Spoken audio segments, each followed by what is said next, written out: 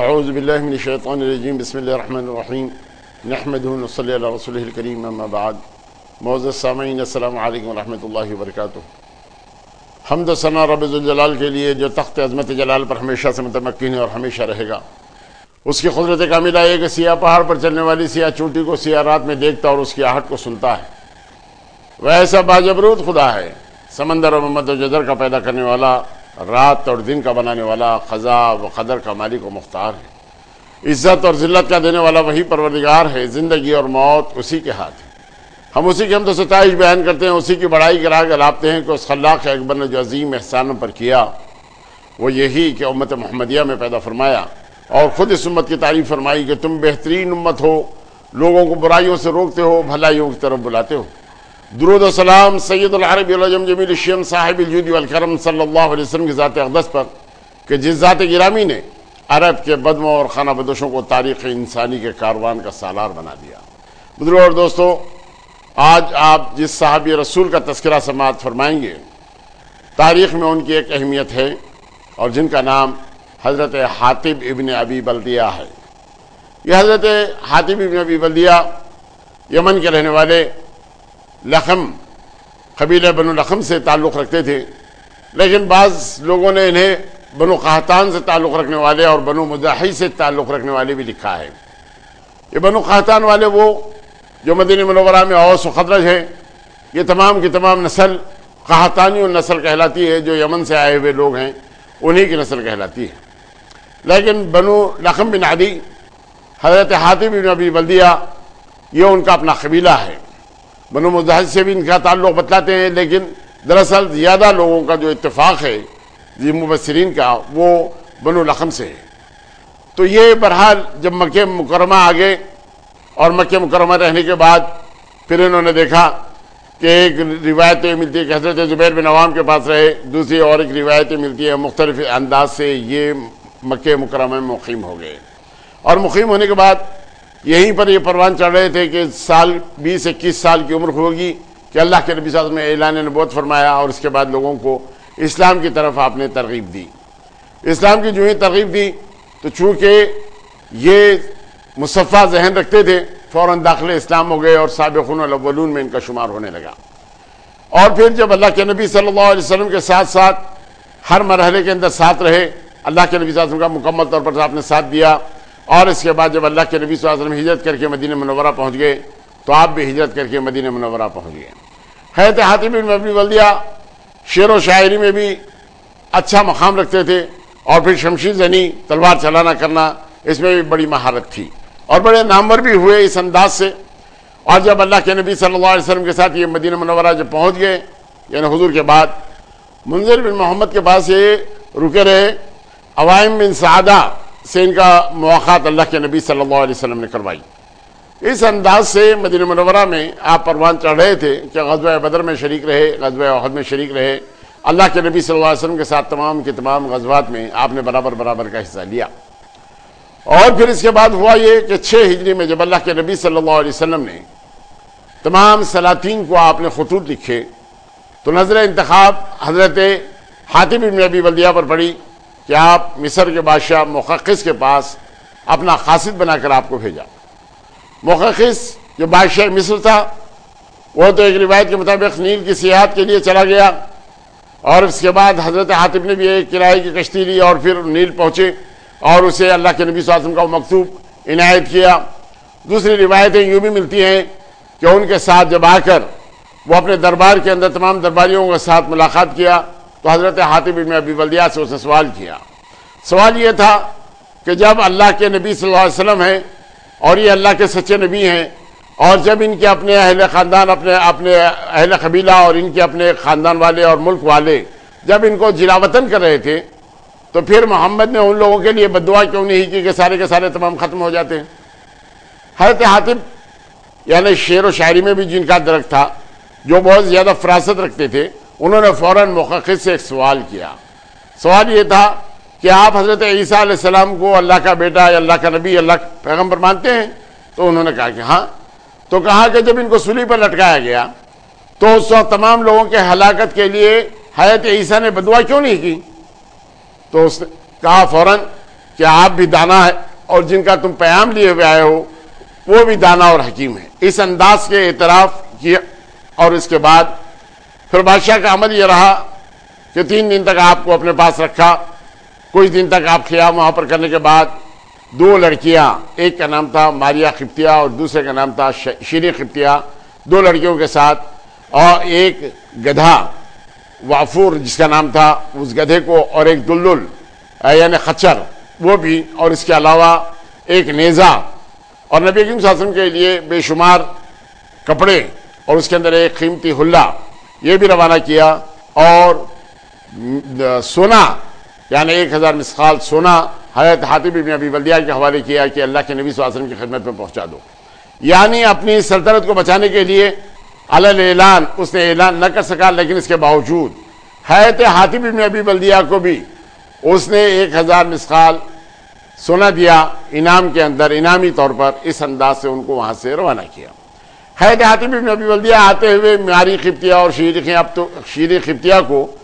وہ یعنی اسلام کی ترغیب دی، اور وہ لوگ مسلمان ہو گئے۔ تو اللہ کے نبی صلی اللہ علیہ وسلم نے حضرت ماریہ قبطیہ کو اپنے لیے رکھا، یہ اللہ کے نبی صلی اللہ علیہ وسلم کی باندھی ہیں، اور ان سے ایک لڑکے ابراہیم پیدا ہوئے جو 16 مہینے کے بعد ان کا انتقال ہوا۔ اور پھر اللہ کے نبی صلی اللہ علیہ وسلم نے شیریں قبطیہ کو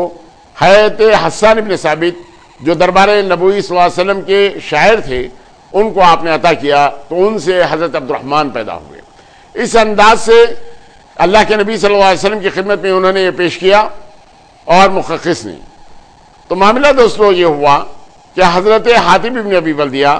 اپنے مقام کے اوپر آنے کے بعد تجارت کے اندر بھی لگے رہے مدینہ منورہ میں آنے کے بعد، اور حسن اتفاق ہے کہ حضرت عمر کا جب دور خلافت آیا تو اس وقت آپ نے منقع یعنی کشمش بہت ارزاں دام پہ جب بازار میں بیچنے لگے تو تمام بیوپاریوں کو اس بات کا خیال ہوا کہ کہیں اسے نقصان نہ ہو جائے۔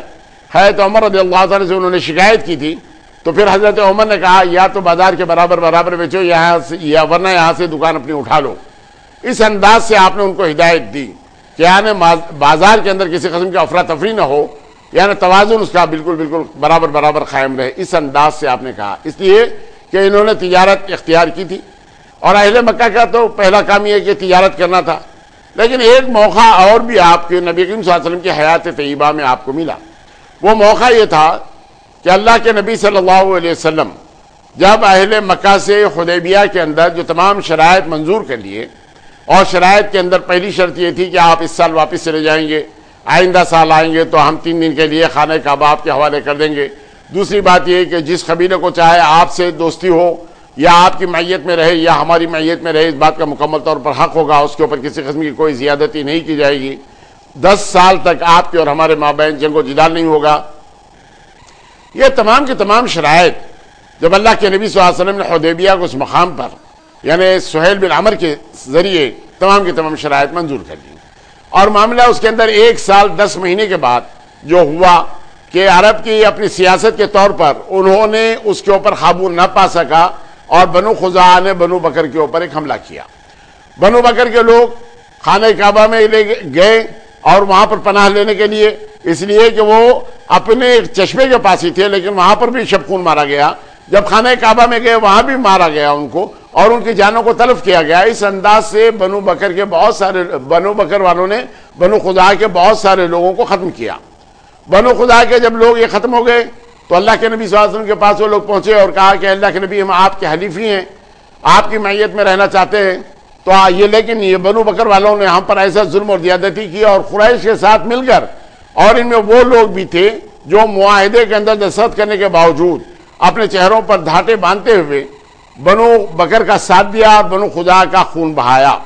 اور یہ خون بہانے کے بعد وہ معاہدہ جو اللہ کے نبی صلی اللہ علیہ وسلم نے اہل مکہ سے کیا تھا وہ خود بخود ٹوٹ گیا۔ لیکن جب اللہ کے نبی صلی اللہ علیہ وسلم کو ان لوگوں نے آ کر بنو خزاعہ کے لوگوں نے آ کر آپ سے کہا، عامر بن سالم نے آ کر کہا کہ اللہ کے نبی ہم پر بڑا ظلم ہو گیا، اور اس کے بعد بدیل بن ورقہ آیا، اس نے بھی کہا کہ اللہ کے نبی ہم آپ کی میت میں ہیں لیکن ہم پر ایسا ظلم ہوا، ہمارا خون بہایا گیا، تو حضور نے فرمایا کہ ہاں تمہارے ساتھ انصاف ہوگا۔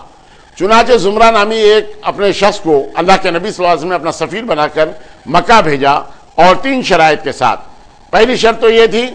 کہ بنو بکر والوں کا جو ساتھ دیے ہیں، بنو خزاعہ کا جو خون بہا گیا ہے وہ بنو خزاعہ کا خون بہا دے دیا جائے، یا قریش بنو بکر سے جو اپنا دست شفقت رکھے ہوئے وہ دست شفقت ہٹا لے، یا تیسری بات یہ کہ معاہدے صلح حدیبیہ جو ہوا ہے یہ کہہ دیں کہ وہ منسوخ ہو گیا۔ چنانچہ زمرہ جب مکہ پہنچے تو وہاں خالد بن عامر نام کا ایک شخص بیٹھا ہوا تھا، اس نے کہا کہ جاؤ ہمیں تیسری شرط منظور ہے۔ اس انداز سے اس نے صلح حدیبیہ کو ختم کر دیا۔ تو وہ زمرہ واپس آئے اور اللہ کے نبی صلی اللہ علیہ وسلم سے یہ بات بتلا دی کہ اے اللہ کے نبی، وہ لوگ چاہتے یہ ہیں کہ صلح حدیبیہ کی تمام شرائط منسوخ ہو جائیں۔ حضور اکرم صلی اللہ علیہ وسلم نے تمام صحابہ کو اس بات کی تاکید فرمائی کہ اگر کوئی اب آپ کے پاس آ جائے تو ان سے کسی قسم کا معاہدہ نہ کرنا، کسی قسم کی یقین دہانی نہ کرنا، اس لیے کہ جو فیصلہ کرنا ہے وہ میں فیصلہ کروں گا۔ یہ اشارہ تھا اس بات کا کہ ابو سفیان بن حرب آنے والے ہیں۔ چنانچہ ابو سفیان بن حرب آئے اور انہوں نے اپنی بیٹی کے گھر میں رہنا چاہا، لیکن بیٹی نے کہا بستر کو لپیٹتے ہوئے کہ یہ اللہ کے نبی صلی اللہ علیہ وسلم کا بستر ہے۔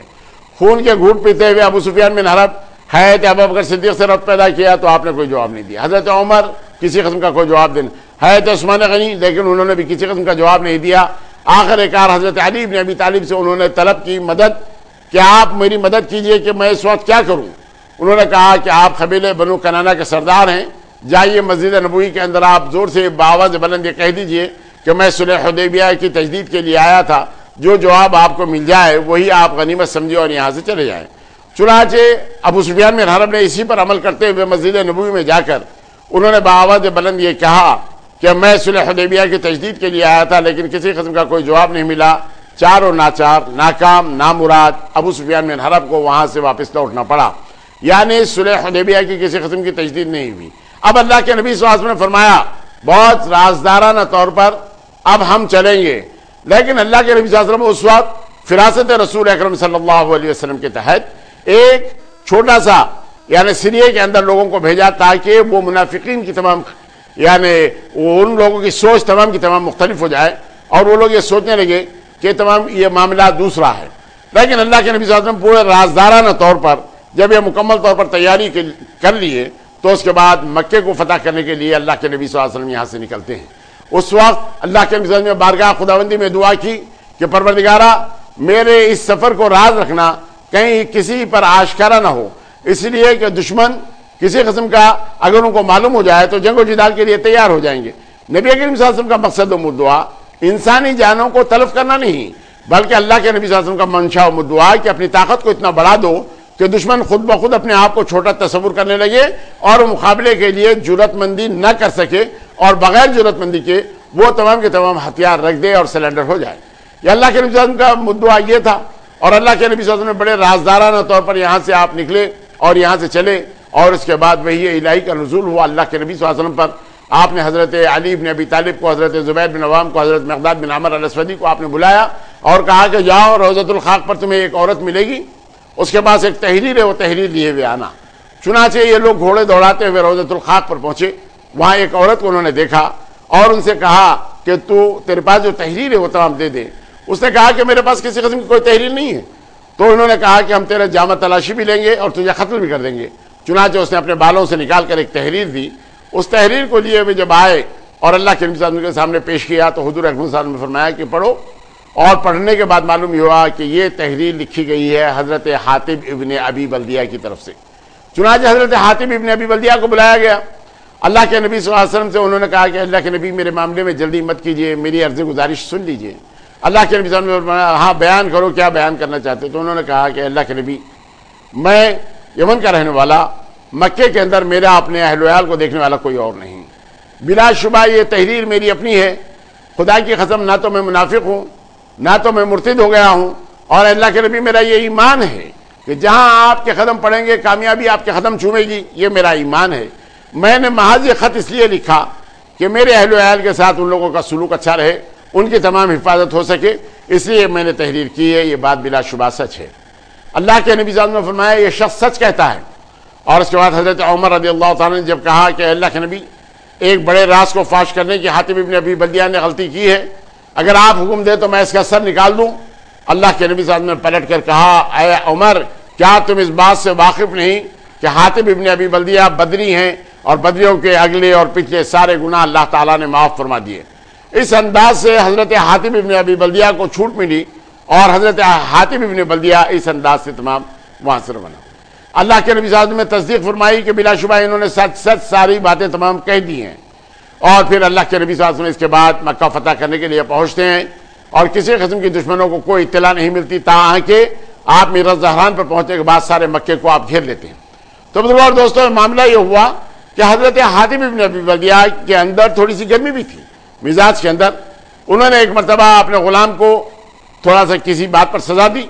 غلام فوراً پہنچا اللہ کے نبی صلی اللہ علیہ وسلم کے پاس اور اس نے کہا کہ اے اللہ کے نبی یہ حاتم ضرور جہنم میں جائیں گے. حضور نے فرمایا کہ ایسا نہ کہو، اس لیے کہ وہ بدری صحابی ہیں، ان کے تمام گناہ اللہ تعالیٰ نے اگلے اور پچھلے معاف کر دیے. کہا کہ میرے ساتھ اس قسم کا ظلم ہوا ہے. تو اللہ کے نبی صلی اللہ علیہ وسلم نے حضرت حاتم بن ابی بلتیہ کو اس معاملے کے اندر ظلم اور زیادتی نہ کرنے کے لیے آپ نے ہدایت فرمائی. تو بزرگوں اور دوستو یہ وہ صحابہ کرام ہیں جنہوں نے زندگی کے اندر کسی قسم کی اگر کوئی غلطی اگر ہو گئی ہے تو اس کی پاداش کے اندر اللہ کے نبی صلی اللہ علیہ وسلم کے سامنے اس بات کا اقرار کرتے ہوئے اللہ کے نبی صلی اللہ علیہ وسلم نے تمام کا تمام ان لوگوں کو چھوٹ دے دی. اب یہ دیکھیے کہ وہ عورت جو حضرت حاتم بن ابی بلتیہ کے چٹھی لے جا رہی تھی اس کا نام تھا سارا. اور پھر وہ عورت اللہ کے نبی صلی اللہ علیہ وسلم کے پاس آئی کچھ امداد حاصل کرنے کے لیے. تو اللہ کے نبی صلی اللہ علیہ وسلم کے علاوہ صحابہ کرام نے اسے بے شمار مال و متاع دیا اور جاتے ہوئے حضرت حاتم نے اس کو یہ تحریر دی. تحریر کے ساتھ ساتھ اور اس کو 10 دینار بھی دیے کہ میری تحریر ان تک پہنچا دو. تو اس انداز سے وہ سارا نکلی. ایک روایت کے مطابق اس نے اپنی یعنی غلطی کا اعتراف کر لیا اور داخل اسلام بھی ہو گئی. تو اللہ کے نبی صلی اللہ علیہ وسلم نے اس کے قصور کو بھی اس انداز سے اس نے معاف کیا. اور یہ تحریر جو حضرت حاتم بن ابی بلتیہ نے لکھی تھی وہ اکرمہ بن ابی جہل کے نام پر تھی. اکرمہ بن ابی جہل، صفوان بن امیہ، سہیل بن عمر، یہ مکے کے وہ لوگ تھے جو اللہ کے نبی صلی اللہ علیہ وسلم کے سب سے بڑے دشمن تھے. اور اللہ کے نبی صلی اللہ علیہ وسلم کو کسی قیمت پر مکے میں آتا ہوا دیکھنا یہ لوگ پسند نہیں کرتے تھے. لیکن عجیب اتفاق کہ بعد جب یہ لوگ اسلام لائے تو اسلام کے لیے انہوں نے اپنا جو خون بہایا یا اسلام کے لیے انہوں نے جو قوت کی، تاریخ اس بات کی شاہد ہے کہ اکرمہ بن ابی جہل نے اپنی جوامردی کے وہ جوہر دکھائے جنگ یرموک کے اندر کہ مت پوچھیے، اور یمامہ کے اندر مت پوچھیے. آپ نے بہت زیادہ اسراف یا صرفہ بھی کیا تمام مسلمان مجاہدین کے لیے اور اپنے جان و تن کا نذرانہ یرموک میں اپنے بیٹے کے ساتھ دے دیا. تو اس وقت حضرت خالد بن ولید نے ان کی بڑی تعریف اور توصیف فرمائی تھی. یہ سہیل بن عمر جو خطیب قریش ہیں، جو بدر کے اندر گرفتار ہو گئے اور حضرت عمر نے کہا کہ اللہ کے نبی آپ کے خلاف میں بہت زیادہ لبکشائی کیا کرتا ہے یہ شخص، اگر آپ حکم دیں تو میں اس کے دانت نکال دوں. حضور اکرم صلی اللہ علیہ وسلم نے فرمایا کہ اے عمر، میں دنیا میں لوگوں کے چہروں کو مسخ کرنے کے لیے نہیں بھیجا گیا. اس انداز سے حضرت عمر تو خاموش ہو گئے، لیکن حضور نے وہ پیشن گوئی کی کہ اے عمر، ایک وقت وہ آنے والا ہے جب سہیل بن عمر کی زبان سے تم خطابت سنو گے تو تمہاری آنکھیں ٹھنڈی ہوگی. تو بلا شبہ انہوں نے جو کر دکھایا، اللہ کے نبی صلی اللہ علیہ وسلم نے کہا اس کو کر دکھایا. اللہ کے نبی صلی اللہ علیہ وسلم کے اس دار فانی سے کوچ کرنے کے بعد حضرت سہیل بن عمر نے اہل مکہ کو اسلام پر قائم رکھا تاکہ وہاں کسی قسم کا کوئی ارتداد نہ ہو، کوئی لوگ مسلمان ہونے کے بعد وہ تمام مسلمانی سے تمام انحراف نہ کریں. وہ صفوان بن امیہ جن کے تعلق سے اللہ کے نبی صلی اللہ علیہ وسلم جب غزوہ حنین میں پہنچے تو ان سے زرعیں لی تھیں مبادلہ، اور اس کے بعد کچھ زرعیں ختم ہو گئی، خراب ہو گئیں. تو اس کے بعد وہ عمیر بن وہب نے ان کے لیے امان مانگی تھی اور انہوں نے 2 مہینے کی مہلت اللہ کے نبی صلی اللہ علیہ وسلم سے لی تھی کہ میں 2 مہینے کے بعد اپنا فیصلہ کروں گا. تو اس وقت اللہ کے نبی صلی اللہ علیہ وسلم نے فرمایا میں 4 مہینے کی مہلت دیتا ہوں. لیکن دوستو جو ارادہ کے اس مقام پر جہاں حنین کا مال اللہ کے نبی صلی اللہ علیہ وسلم تقسیم کر رہے ہیں وہاں صفوان بن امیہ مسلمانوں کے صف میں تھے اور اللہ کے نبی صلی اللہ علیہ وسلم نے 100 اونٹ نے دیے تھے. وہ جو زرعیں ختم ہو گئی اللہ کے نبی صلی اللہ علیہ وسلم نے اس کا معاوضہ دینا چاہا. تو اس وقت صفوان بن امیہ نے کہا کہ اللہ کے نبی میں ایمان سے مشرف ہو چکا ہوں، مجھے اب اس بات کی کسی قسم کی حاجت نہیں. یعنی وہ لوگ جو کفر کے اندر بڑے سخت تھے لیکن اسلام لانے کے بعد بھی ان کے اندر وہ سختی باقی رہی، لیکن وہ دشمنوں کے لیے رہی. ان تمام لوگوں کے لیے جو اسلام کے دشمن تھے ان لوگوں کے لیے انہوں نے وہ کارنامے انجام دیے کہ مت پوچھیے، تاریخ اس بات کی شاہد ہے. ایک روایت تو سارا کے تعلق سے یہ کہا جاتا ہے کہ اس کو فتح مکے کے دن ختم کیا گیا. یہ عبدالعزیٰ بن اختل کی لونڈی تھی، لیکن عبدالعزیٰ بن اختل خانہ کعبہ کے پردوں میں چھپا ہوا تھا فتح مکے کے دن. جس دن عام اعلان اللہ کے نبی صلی اللہ علیہ وسلم کا تھا وہ یہ کہ ابو سفیان بن حرب کے مکان میں پناہ لینے والے کے لیے امن، حکیم بن نظام کے مکان میں پناہ لینے والے کے لیے امن، اللہ کے نبی صلی اللہ علیہ وسلم نے فرمایا جو اپنے گھر کا دروازہ بند کر لے اس کے لیے امن، بھاگنے والوں کا تعاقب نہ کیا جائے، جو خانہ کعبہ میں آ جائے اس کے لیے امن. اللہ کے نبی صلی اللہ علیہ وسلم نے فرمایا کہ صرف 16 آدمی ایسے ہیں جن کے اوپر ختم کرنے کے لیے حکم دیا گیا ہے ان کے علاوہ سارے لوگوں کو اللہ کے نبی صلی اللہ علیہ وسلم نے تمام اہل مکہ کو معافی دی. یہ سخت دل انسان اللہ کے نبی صلی اللہ علیہ وسلم کے اس عفو اور درگزر کے بعد موم کی طرح پگھلنے لگے اور یہ جوق در جوق اسلام میں اس انداز سے داخل کیے گئے. عبدالعزیٰ بن اختل جو سارا کا مالک تھا، جو شاعری لکھ کر سارا کو دیا کرتا تھا، وہ ترنم کے ساتھ تمام لوگوں کے سامنے وہ حجوں کے تمام اشعار بڑا گا گا کر سنایا کرتی تھی. تو اس وقت عبدالعزیٰ بن اختل ایک مسلمان انصاری کا بھی قاتل تھا، اس لیے خانہ کعبہ کے پردوں میں جب وہ چھپا ہوا تھا تو اس وقت اللہ کے نبی صلی اللہ علیہ وسلم سے اسے بلایا اور مقام ابراہیم کے پاس اس کو حضرت علی بن ابی طالب نے اس کی گردن اڑا دی. اس انداز سے ختم کیا گیا. یعنی 20 رمضان المبارک 8 ہجری کو صرف ایک شخص کا قتل ہوتا ہے، عبدالعزیٰ بن اختل، اس لیے کہ اس نے کسی قسم کی کوئی معافی نہیں مانگی، اور اگر معافی مانگ لیتا تو دریائے رحم کے بہاؤ کو کون روک سکتا تھا؟ اللہ کے نبی صلی اللہ علیہ وسلم ممکن ہے اس وقت اس کو معاف فرما دیتے. لیکن کسی قسم کی معافی نہ مانگنے کی سزا اسے اس انداز سے ملی. لیکن جب سارا مسلمان ہو گئی تو اللہ کے نبی صلی اللہ علیہ وسلم نے اس کے قصور کو معاف کر دیا. ایک روایت ملتی ہے کہ فتح مکے کے بعد اس کو قتل کر دیا گیا تھا. دراصل جو روایت ملتی ہے وہ یہ کہ سارا کی تمام قصوروں کو معاف کر دیا گیا اور وہ مسلمان ہو گئی. حضرت حاتب بن ابی بلتیہ کی زندگی کے تمام واقعات اس انداز سے ہیں کہ مت پوچھیے. آپ کے بیوی بچوں کے تعلق سے کسی قسم کی کوئی صراحت، یعنی کتنے بچے تھے، آپ کو کتنی اولاد تھی، اس کی کوئی صراحت ابھی تاریخ کے اندر ہمیں نہیں ملتی. اس انداز سے حضرت حاتب بن ابی بلتیہ اس دار فانی سے کوچ کرتے ہیں. حضرت صدیق اکبر اپنے دور خلافت کے اندر ایک مرتبہ پھر ان کو سفیر بنا کر محقق کے پاس بھیجتے ہیں، اور پھر محقق کے پاس سے بڑے کامیاب اور کامران ہو کر آپ پھر واپس آتے ہیں محقق کے پاس سے. یعنی 65 سال کی عمر میں حضرت عثمان غنی کے زمانے میں آپ کی وفات ہوتی ہے. لیکن معاملہ یہ ہوا کہ ایک کھانے کی دکان انہوں نے کھول رکھی تھی، یعنی کھانے کھلانے کی. اس کے اندر جو نفع آیا تو اس کے اندر بہت سارے مکانات خریدے. مکانات خریدنے کے بعد اسے جو آمدنی ہونے لگی اپنا گزارا اس انداز سے مدینہ منورہ میں کرنے لگے. لیکن اس کے باوجود بھی 4000 دینار آپ کے مرنے کے بعد آپ کے گھر سے، آپ کے وراثت میں تقسیم ہونے کے لیے آپ کے گھر سے اس انداز سے نکلے. تو حضرت حاتب بن ابی بلتیہ کی جو زندگی ہے وہ اس انداز سے کہ اللہ کے نبی صلی اللہ علیہ وسلم کے اقوال کے مکمل طور پر پیروی کرتے ہوئے، اللہ کے نبی صلی اللہ علیہ وسلم سے بے انتہا محبت کرتے ہوئے، اللہ کے نبی صلی اللہ علیہ وسلم کے تمام غزوات میں شریک ہوتے ہوئے، اس کے بعد بھی اللہ کے نبی صلی اللہ علیہ وسلم کے اس دار فانی سے کوچ کرنے کے بعد بھی حضرت ابوبکر صدیق، حضرت عمر فاروق کے زمانے میں ایک مجاہد کی طرح جنگوں میں حصہ لیتے ہوئے آپ نے اپنی زندگی کو اس انداز سے پورا کیا. پھر حضرت حاتب بن ابی بلتیہ کا تو معاملہ یہ ہے کہ اللہ تعالیٰ نے جو آیتوں کا نزول فرمایا ان کے تعلق سے، کیا ہے وہ ایمان والو، جو لوگ ایمان لائے ہو، تم ایمان لانے کے باوجود بھی پھر ان کافروں سے تمام محبت رکھتے ہو، ان لوگوں کے لیے آپ سوچتے ہو جن کے تعلق سے جب دین حق آپ کے پاس ہے تو پھر ان لوگوں سے ملاقات کیا مانی. اس انداز سے یعنی آپ کے اس تحریر کے بعد یہ بات واضح طور پر انداز میں سامنے آ گئی کہ اللہ کے احکامات کے بعد پھر کسی قسم کا کافروں سے دوستی رکھنا ہمارے لیے منع ہے. اس لیے کہ اللہ نے جو دین ہمیں بھیجا ہے وہ دین سب سے زیادہ افضل، سب سے زیادہ اعلیٰ ہے. اسی پر اگر ہم عمل پیرا رہیں تو ہماری زندگی کامیاب اور کامران ہو سکتی ہے. ہم کو مزید کسی کافر کو خوش کرنے کے لیے کسی اور بات کی ہم کو کرنے کی ضرورت نہیں پڑتی، اس لیے کہ اللہ کا فرمان ہمارے لیے سب سے زیادہ عظیم ہے. تو دوسروں اور دوستوں، حضرت حاتب بن ابی بلتیہ حضرت عثمان غنی کے زمانے میں 65 سال کی عمر میں اس دار فانی سے کوچ کرتے ہیں، اور پھر یہ زندگی کے تمام دن اللہ کے نبی صلی اللہ علیہ وسلم کی اطاعت اور